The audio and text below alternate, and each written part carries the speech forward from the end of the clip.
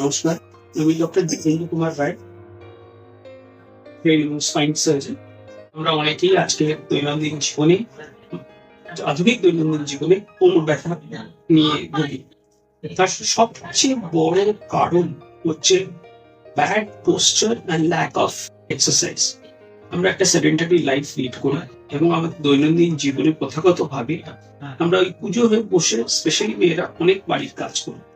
এগুলো থেকে আমাদের ব্যাহত হতে হবে, নিজেদেরকে ওয়েট গেইন থেকে ব্যাহত রাখতে হবে, আমাদের যাতে নর্মাল বডি ওয়েট থাকে এবং আমরা দৈনন্দিন যাতে রেগুলার এক্সারসাইজ থাকে, জয়েন্ট স্ট্রেস না হয় সেটা আমাদের দেখতে হবে। অনেক সময় আমরা দেখেছি মানে করে পাইলিফর্মিস বলে আমাদের একটা মাসেল আছে ব্যাকে, সেটা একেবারে ডিজেনারেট করে যায় বা তাতে ফ্যাটি ইনফিল্ট্রেশন হয় এবং এইসব মানুষের back pain very very common. এদের এই ব্যাক পেইন থেকে আমরা রক্ষা করতে পারি না যদি না যতক্ষণ না তারা অ্যাক্টিভলি স্পাইন এক্সারসাইজ করে নিজেদেরকে টোন মাসেলের টোন ডেভেলপ করে। 2 নম্বর হচ্ছে আমাদের proper sleeping and other working poster.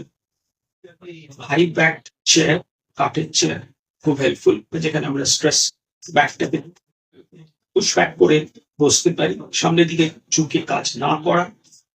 Farm বেডে শোয়া, একদম সফট বেডে বা স্প্রিং বল বা ম্যাট্রেসে না শোয়ার চেষ্টা করা, স্পেশালি amongst people above 40।